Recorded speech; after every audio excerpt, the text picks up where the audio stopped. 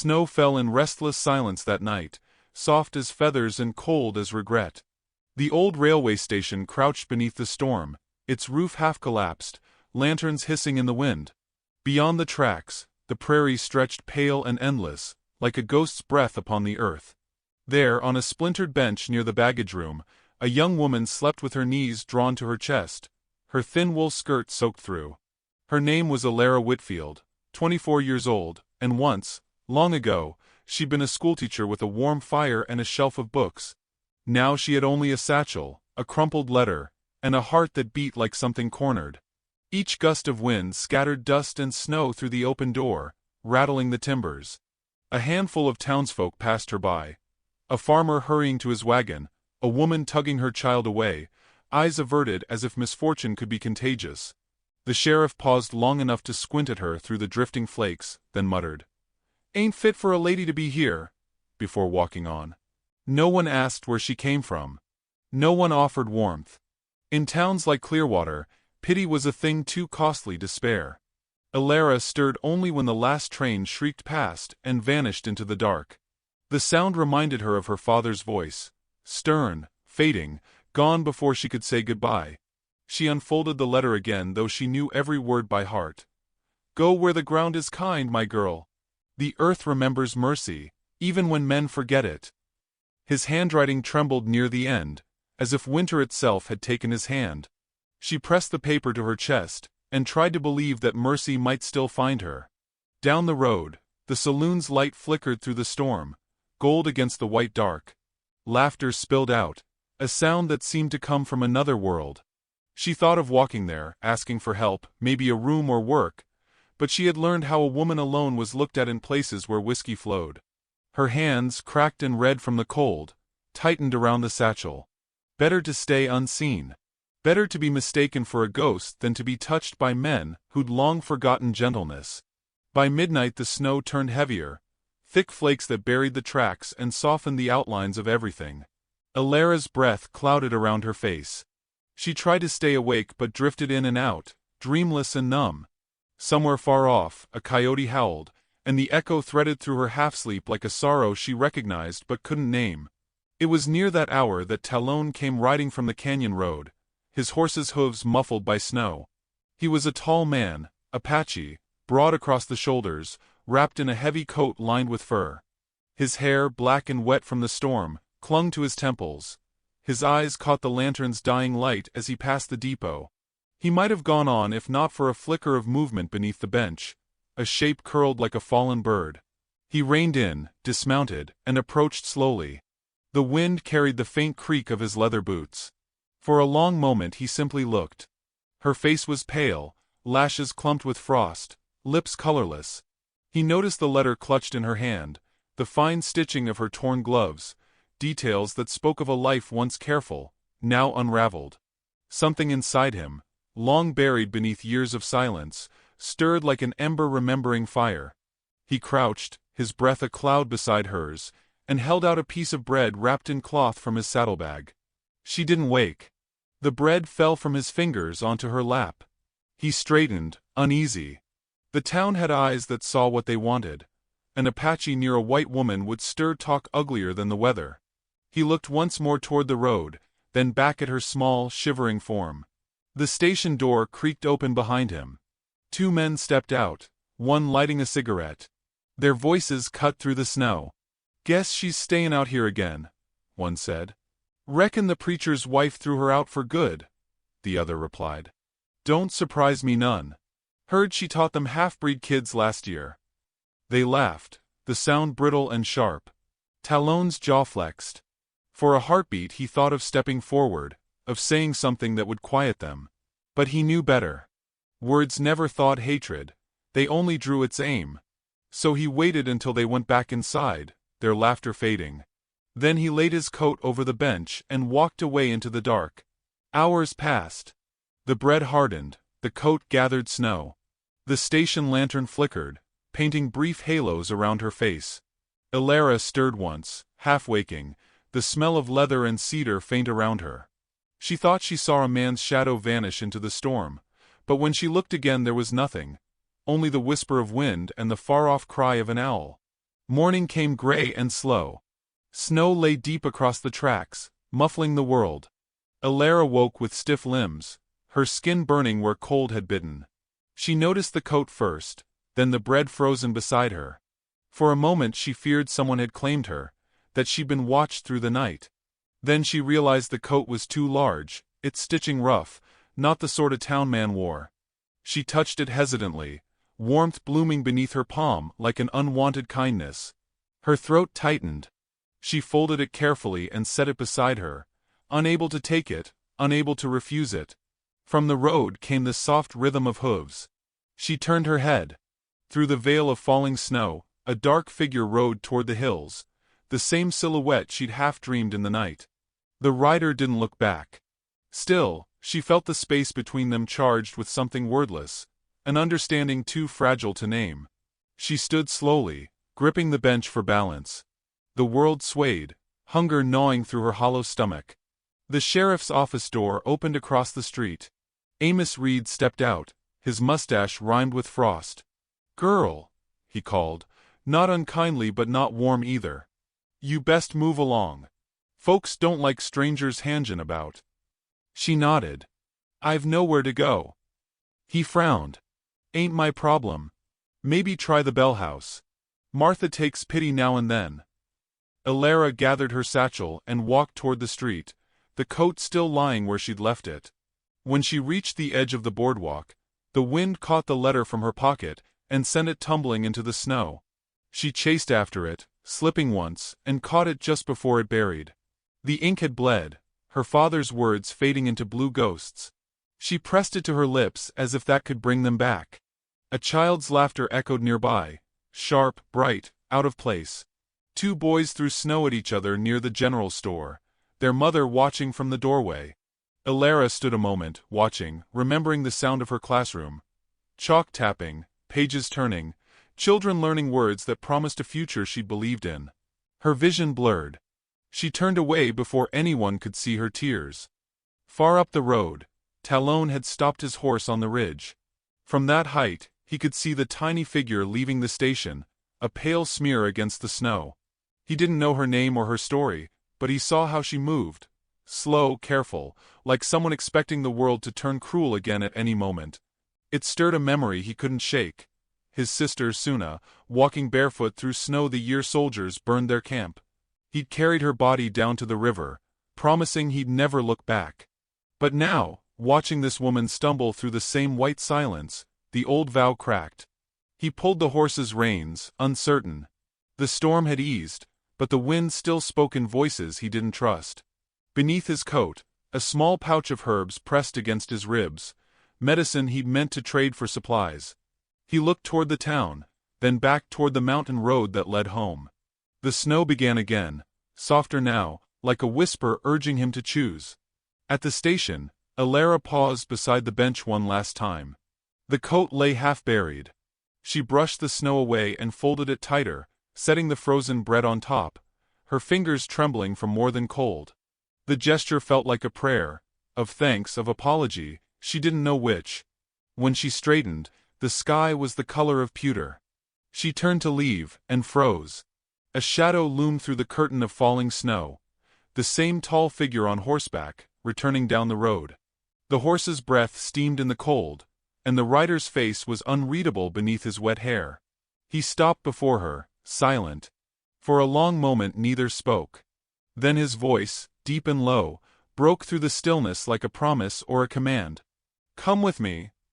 The wind carried the words away before she could answer. Snow had thickened by dawn, the kind that erased tracks as soon as they were made. The world seemed hushed beneath it, every sound swallowed by white. Alara stood where the station platform ended, her eyes fixed on the man who had spoken those words the night before, words that now seemed to echo in the cold air between them.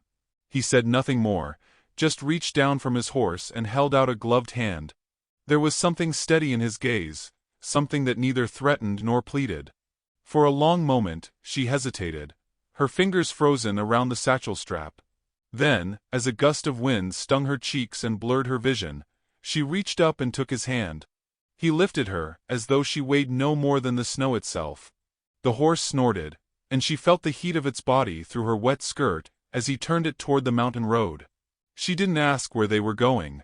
He didn't offer to explain. Between them stretched a silence so complete it felt sacred, fragile, like glass. The only sounds were the slow rhythm of hooves and the whisper of falling snow. Hours passed that way, the landscape shifting from open prairie to pine-shadowed slopes. Her teeth chattered until he wordlessly reached back and adjusted his heavy coat around her shoulders. It smelled faintly of cedar smoke and leather. She clutched it close, breathing warmth into her palms. Somewhere along the climb, she fell half asleep against his back, lulled by the steady motion and the muted drum of his heartbeat beneath the layers of cloth. When she woke again, the horse had stopped before a small cabin built into the hillside. Smoke curled faintly from the chimney, rising into the gray sky. The man dismounted first, then offered his arm for her to follow. The snow reached her calves as she stepped down, and her knees almost buckled from exhaustion. Without a word, he caught her elbow and guided her through the door. Inside, the air smelled of wood and herbs. A fire crackled low in the hearth, casting amber light on the rough walls. A wolf pelt hung near the window, and bundles of dried sage dangled from the beams. The place was simple, clean, and quiet, the kind of quiet that made her chest ache with unfamiliar safety. She set down her satchel and stood awkwardly by the door, unsure if she'd been rescued or taken. He removed his gloves and coat, steam rising faintly from his shoulders. Without turning, he spoke at last. "You are cold." His voice was low, deliberate, carrying the soft cadence of another tongue beneath the English. She nodded, unsure if he expected an answer. "Yes. I suppose I am." He poured water from a kettle into a tin cup and placed it near the fire. "Drink. Warm first." She hesitated again before sitting on the edge of the hearth. The heat stung her numb fingers. When she finally took a sip, it wasn't water. It was tea, earthy and bitter, the kind that lingered on the tongue. She murmured a thank you without looking up. He gave no reply, just crouched beside the door to clean snow from his boots. The silence between them deepened, yet it didn't feel empty. It was a silence that listened. When her shivering eased, she whispered, "You didn't have to bring me here." He paused. "I know." "Then why?" He looked at her then, the firelight catching the scar that curved along his collarbone and disappeared beneath his shirt. "Because the snow does not ask who it buries." His answer silenced her more than the storm could have. She stared into the flames, the words settling inside her like a truth she'd forgotten to believe in. Somewhere outside, wind howled through the trees, shaking loose flakes from the eaves. He crossed the room, hung his coat by the door, and began to slice dried venison into a pan. She tried to stand to help, but the room tilted. He stopped her with a simple gesture, a palm lifted gently. "Rest." So she did. She leaned back against the wall, eyes heavy, listening to the sizzle of meat and the low murmur of fire. The warmth blurred her thoughts until memory seeped in. The churchwoman's accusing tone, the children's frightened faces as the sheriff took her away from the schoolhouse. Her crime had been compassion, teaching those not fit for the Lord's lessons. The memory burned still, but less sharply here. She watched as the man, Talon, she recalled someone whispering that name once at market, moved with quiet precision. Every motion spoke of someone accustomed to survival, not cruelty. He handed her a wooden plate, the portion modest. Hunger warred with pride inside her. "I can't," she said softly. "You can," he replied. "Eat, or you will die before the storm ends." It wasn't a threat, just a fact stated plainly. She ate. Slowly at first, then faster, the salt and smoke waking something primal in her. He said nothing as she finished, only nodded once, as though her eating had confirmed something important. When she tried to thank him, her voice broke. He looked at her for a long time, and she saw, not pity, but recognition. Later, when she rose to wash the dish, he was already by the door, pulling on his boots. "I will see the horses," he said. "You will be safe here." She wanted to ask how he could be so sure, but the words caught in her throat. He stepped outside, and the wind swept in before the door shut again, carrying the wild scent of pine and snow. She stood in the quiet afterward, tracing the texture of the cabin, the careful stitching of pelts, the smoothed wood of the table, the small carvings near the window ledge. One in particular drew her eye, a bird with spread wings, etched into the wood. It was delicate and worn, as though touched often. She reached out and brushed her fingers over it. For the first time since her father's death, she felt a pulse of calm. Hours slipped by. She stoked the fire, dried her skirt, and dozed in a chair until the light dimmed again. When the door opened, snow swirled in, and Talon stepped through, his hair dusted white. He closed the latch, shook off his coat, and glanced toward her. "You are awake." "I was waiting," she admitted. "For what?" "I don't know." She smiled faintly, almost ashamed. "Maybe to be sure this isn't some dream that ends in the cold." He studied her for a moment longer, then set a bundle of firewood near the hearth. "Dreams end when you wake. This," he nodded to the fire, the cabin, her presence, "is not dream." She didn't know why, but his certainty steadied her more than the heat. Outside, the wind had lessened, and moonlight spilled faintly through the window, silvering the floorboards. She noticed then that his hands were raw from work, the knuckles reddened, the nails rough. A man who'd bled for his shelter, and yet shared it without asking for name or promise. When he caught her looking, she turned away quickly, embarrassed. He didn't laugh, didn't tease. He simply went to the fire and adjusted a log. "Tomorrow," he said quietly, "the path will clear. You may choose to stay or go. Until then, this is your place." Her throat tightened. "Why would you trust a stranger?" He looked into the flames. "Because I was one once." For a moment neither moved. The fire cracked, sending a plume of sparks up the chimney. Then, softly, he added, "Sleep now." She lay down on the cot near the hearth, the blanket rough but warm. The last thing she saw before sleep claimed her was his silhouette against the firelight, head bowed, as though keeping watch. Outside, snow kept falling, gentle, endless. Inside, for the first time in years, Elara didn't dream of running. And far off, beyond the ridge, the faint lights of town glowed in the valley below, where whispers would soon begin. The sun broke over the ridge in a thin, pale line, brushing the snowfields with light too weak to warm. Elara stood at the doorway of the cabin, her shawl pulled tight, watching the frost rise from the pines. The storm had passed, but a different kind of chill had settled in her chest, one made of unease, not cold. Behind her, Talon packed a bundle of hides and herbs onto his horse's saddle. He worked silently, the rhythm of his movements steady as the heartbeat of the woods. "You don't have to go," she said, surprising herself. He paused, tying the last strap. "I must trade before the next snow. 2 days, maybe 3. Her fingers knotted around the shawl. "And if they ask about me?" He met her eyes, calm and unflinching. "Let them ask." When he left, the quiet seemed to deepen. She tidied the small room out of habit, folded blankets, swept the floor, refilled the kettle, small gestures that tethered her to life. Outside, the world shimmered under ice, each branch glassed with frost. The air tasted sharp, alive. For a few hours she forgot the world below the mountain existed. But when the smoke thinned from the chimney and the wind shifted south, she knew she couldn't hide forever. By midday she walked down the slope toward town. The path wound through fir trees and opened into the valley where Clearwater sat, a cluster of wooden buildings pressed close like gossiping neighbors. As she entered, conversation faltered. Heads turned. She felt their stares crawl over her like a second frost. Martha Bell was the first to speak. "Well, look who the storm carried back." She stood in the doorway of her inn, apron dusted with flour, voice sharp but curious. "We all thought you'd frozen up there." Elara forced a smile. "I was taken in. Just till the snow cleared." "By who?" Martha's tone was casual, but the hush that fell told Elara everyone already knew. Her throat went dry. "A man named Talon." The woman's brows rose. "The Apache?" The word hung in the air, too heavy for its size.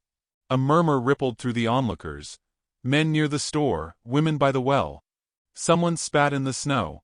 Elara wanted to run, but pride anchored her feet. "He saved my life," she said softly. That may be, Martha replied, folding her arms. But folks here won't see it that way. She left without buying a thing. Every window seemed to follow her as she walked. Near the smithy, two boys whispered and pointed. Near the post office, Sheriff Reed tipped his hat, his face unreadable. "You stayin' up there with him?" he asked. "For now." He sighed, rubbing his mustache. "People talk, Miss Whitfield. You ought to think what kind of fire you're feeding." She looked him in the eye, something defiant sparking beneath her exhaustion. "Let them burn, then." Still, his words lingered long after she turned back toward the hills. Each step homeward grew heavier, the sound of her boots crunching on snow like a heartbeat she didn't trust. By the time the cabin came into view, dusk had fallen, and the firelight glowed faintly through the window. She stood outside a moment before entering, watching Talon through the glass, his hand steady as he carved a strip of wood, the lines of his face softened by the flame. She realized, with a strange ache, that she was afraid not of him, but of what he represented. A life outside the walls the world demanded she stay behind. When she pushed the door open, he looked up briefly and nodded, then returned to his work. "You went to town." "I had to," she said quietly. "They know." He didn't ask what they said. Perhaps he already knew. "They think," she hesitated. "They think I shouldn't be here." Talon set down the carving and rose. "You owe them nothing. But they'll turn on you too." He shrugged. "They already have." Silence stretched between them again, filled only by the pop of firewood. Then, almost shyly, she added, "You didn't tell me your name before." "Talon," he said. "It means claw. It suits you." He tilted his head slightly, unsure if it was jest or compliment. "And you?" "Ilara." He repeated it under his breath, slow and careful, as though tasting it for meaning. Later, when he stepped outside to fetch water, she wandered near his workbench. The carving he'd been shaping was small, a bird again, wings outstretched, but this one unfinished, the beak broken, the wood rough at the edges. She touched it gently, thinking of how even his art carried scars.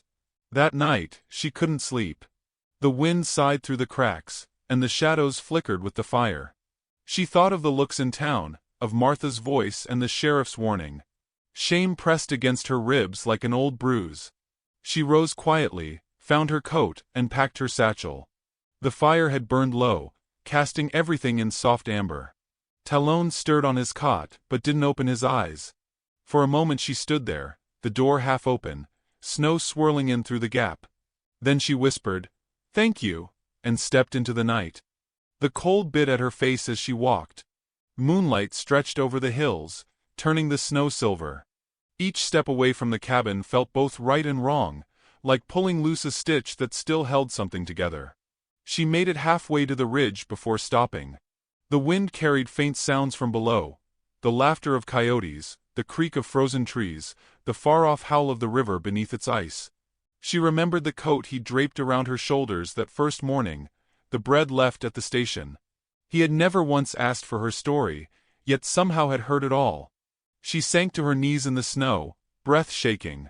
She pulled her father's letter from her satchel, the paper now nearly torn through at the folds. "Go where the ground is kind." She read the words aloud until they blurred. Then she rose, turned, and began walking back. At the cabin, the fire still glowed. She opened the door quietly. On the table lay a small bundle, a folded piece of hide, bound with twine. Inside it was a loaf of bread, fresh and still warm. Beneath it, a note written in uneven letters. "For the road if you go." Her throat caught. She turned, expecting to find him asleep, but the cot was empty. Through the frost-blurred window, she saw him outside, standing bareheaded in the snow, looking toward the town below. The moon caught the edge of his profile, and for an instant she thought she saw pain there. Not the kind born of loneliness, but of waiting for a world that never forgave what it didn't understand. He turned then, as if sensing her. Their eyes met through the thin glass. Neither spoke. The snow drifted between them, soft as breath. And though she hadn't meant to stay, Ilara set the satchel down beside the fire. The storm came without warning. One moment the night was calm, the next it howled like something alive. Snow hurled itself against the cabin walls, finding every crack to whistle through. The fire struggled, light flaring and falling in turns. Talon moved quickly, securing the shutters, his voice steady despite the wind's roar. "It will pass," he said. But even he looked toward the door as if measuring the storm's hunger. Alara knelt by the hearth, feeding kindling into the flame. "It sounds angry," she murmured. The heat stung her face, yet her hands still trembled. She'd never heard a wind so deep, so endless. It felt like the voice of the land itself, testing them both. When the horses cried from the barn, Talon's head snapped up. "They'll freeze," he said, already pulling on his coat. "Wait." He didn't. The door opened, and snow burst in like a living wave. Before she could rise, he was gone, his shape swallowed by white. The latch slammed, and the storm became a wall between them. Minutes passed, or hours, it was impossible to tell. The wind rattled the cabin like bones in a jar. Alara stood at the window, eyes straining for any trace of him. Nothing. Just the vast blindness of the blizzard. Her heartbeat thundered in her throat. She paced, tried to trust his strength, but the storm only grew louder, crueler.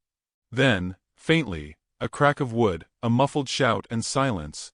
She grabbed the lantern from the table, shielding it with her arm. The flame sputtered, fighting to live. Wrapping herself in his spare cloak, she stepped outside. The world vanished instantly into white. Snow struck her cheeks, sharp as needles, the cold slicing through the wool. "Talon!" she called, her voice torn away. Again, "Talon!" No answer. Only wind. She stumbled forward, boots sinking deep, following the ghost of his footprints that faded even as she found them. The lantern light wavered in the darkness, painting circles that barely reached her knees. Then, movement. A black shape near the barn, half buried. She ran. He was pinned beneath a fallen branch, the horse stamping nearby in panic. His arm was caught at an angle that made her stomach twist. He looked up through the snow, breath fogging in the cold. "Go back," he said hoarsely. "No." She dropped the lantern beside him, flame guttering low. "You do the same."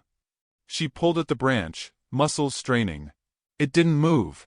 He tried to push with his free hand, but the snow gave them no leverage. Her lungs burned. "Hold on," she whispered. Her numb fingers scrabbled for a better grip, found purchase, and with a cry that tore her throat, she heaved until the wood rolled aside. He gasped, clutching his shoulder. She helped him sit, wrapping his arm around her neck. They half stumbled, half fell toward the cabin. The lantern went out somewhere behind them, but she didn't stop. Inside, they collapsed by the fire, soaked and shaking. For a moment, neither spoke. The silence was louder than the wind. Alara tore strips from a cloth and bound his shoulder as best she could. The firelight flickered across his face, pale, drawn, but still steady. "You shouldn't have come," he whispered. "You shouldn't have gone," she countered, her voice trembling with exhaustion. "You can't carry everything alone." He looked at her then, really looked. The storm's reflection danced in his dark eyes. "You sound like someone who knows that weight." "I do," she said softly. "I've been carrying shame so long it started to feel like skin." Something inside him shifted, quiet as snow settling on a roof. He reached out with his uninjured hand and brushed her cheek, tentative, reverent. "No more," he said. "Not here." They sat like that for a long while, the world outside fading into the hush of the storm.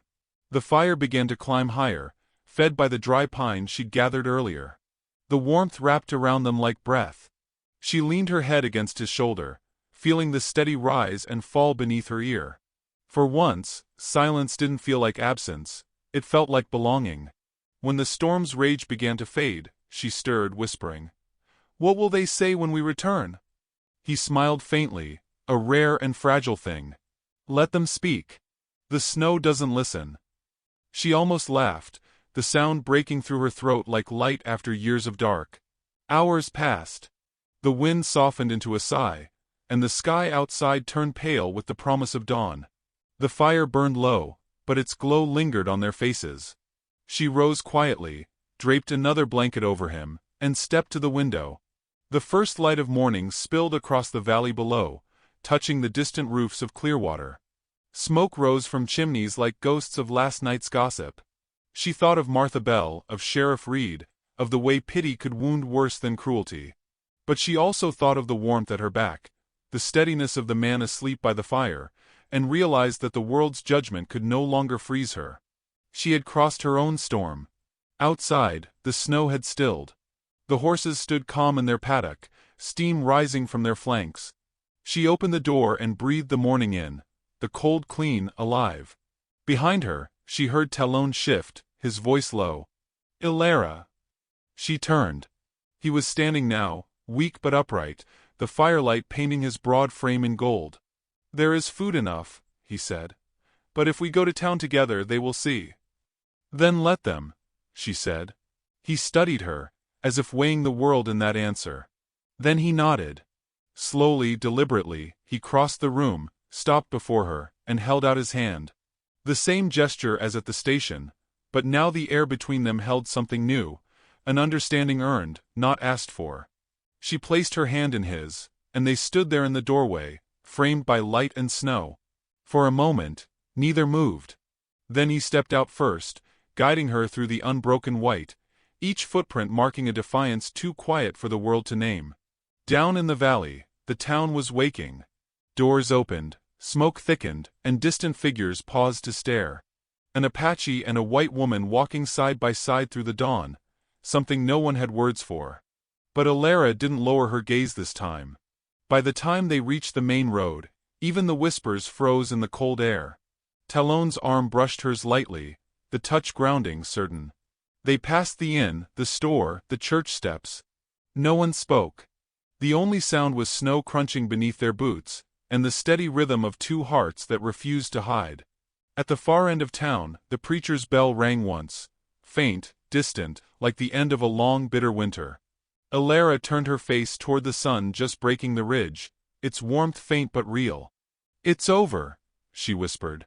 Talon glanced at her, his breath curling in the light. "No," he said quietly. "It's beginning."